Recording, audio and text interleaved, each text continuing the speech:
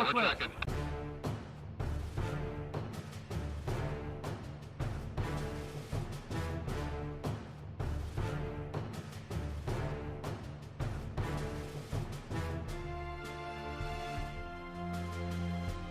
I've been with the RSG for over 3 years, and since I've been with the RSG, we have done individual weapons qual. We have not done crew serve weapons qual, nor have we done a convoy since I have came to the RSG in 2020.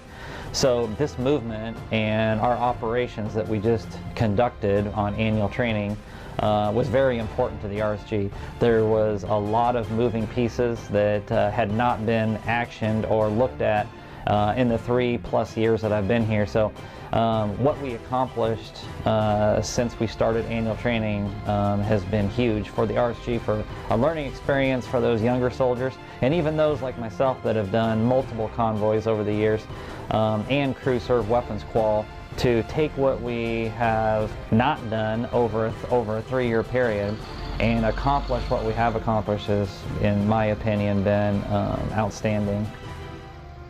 It's very important to use the operations process to look at the entire picture of what your mission is about, ready to come up, and what do you have to do to be successful. And to be successful, I knew right away that because the regional support group, the headquarters, has not done crew serve weapons qual in at least a 4-year period that I know of, I knew that we were going to struggle. I knew that from the get-go. If you want to be successful, you're going to have to find those soldiers within our ranks, and we knew that we had them, that knows those weapon systems. You need to make sure that those individuals are out on every range, every single day, and are there for the soldiers.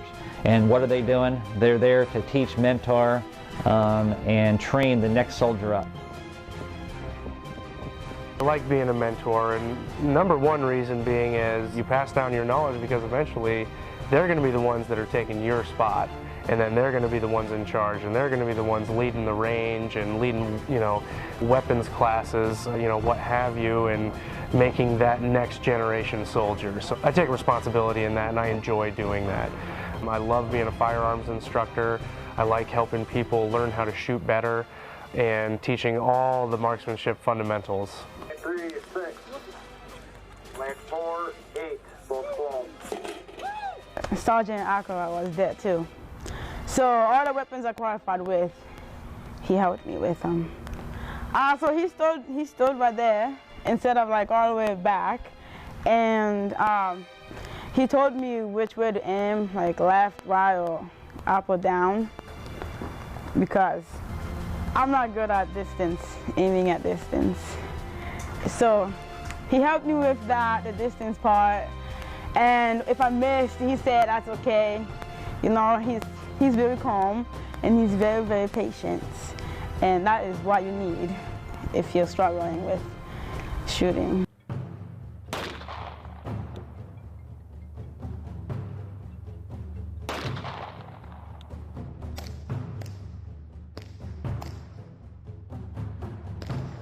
You can have a 17-round mag or the extended 21-round mag. Fires a 9mm pistol round. Fairly easy to shoot. I think the furthest target on the range is about a 31-meter target, and that's fun to shoot. Or I have a good relation with that weapon because that's what I shoot on the civilian side, or that's what I carry at Ames Police Department. You got your M4 carbine, which fires a 5.56. It's a gas-operated, air-cooled.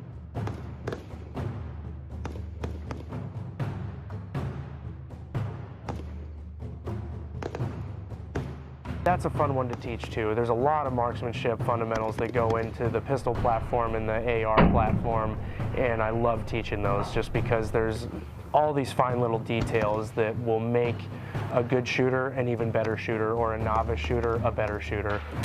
Moving up from there, same caliber, 5.56 is the M249, my favorite weapon system.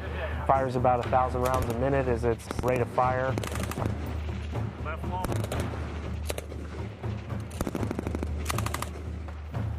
Reaching targets out to about 800 meters is about your normal engagement with that weapon. The fully automatic philosophy, you know, for right-handed shooters, I have them aim low right of their target, because as the weapon jumps when it's firing, it's going to bring you across the target. And then opposite for lefties, I have them aim low left, and their rounds will bring them across the target the other way. The bigger brother to the M249 is the 240 Bravo, and that fires the 7.62, which is just a little bit bigger, packs a little bit more punch, and it's the same qualification as the M249, so you're reaching targets out to about 800 meters.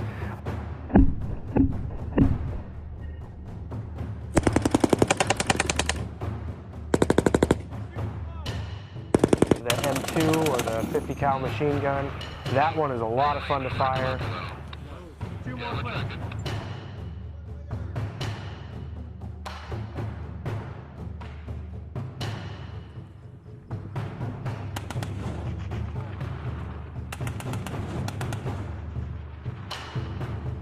You can hit targets out to about 1,500 meters, no problem. The only problem there is actually seeing the target at that point. I mean, you're talking about 1.5 kilometers away. But they're big targets, and they pack a lot of punch. You wouldn't want to be standing next to something that a 50 cal round's hitting, because you're going to be getting shrapnel off of that. Not only the projectile itself, but whatever it hit, it's going to do some damage.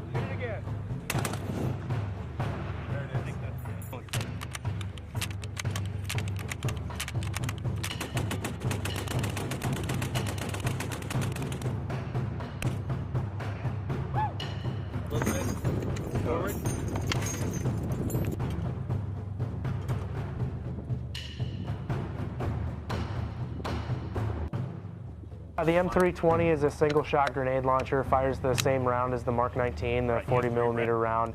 Unfortunately, in a training environment, for the most part, we only use the paint rounds, so there's not a lot of excitement when the round actually hits its target, like you would if you had the explosive round.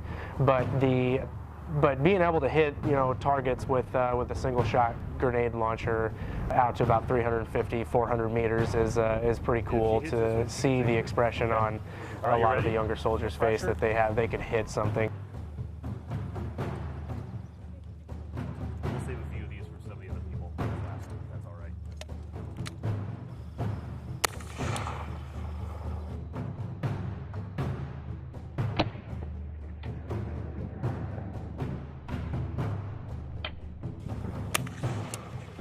Just making sure that you're being that calm presence with them, and, you know, helping them aim and figuring it, you know, target distance and all that stuff. That really helps, and it goes a long way, I think, with a lot of the younger soldiers. The Mark 19 especially, give them the confidence to actually be able to hit a target that's that far away.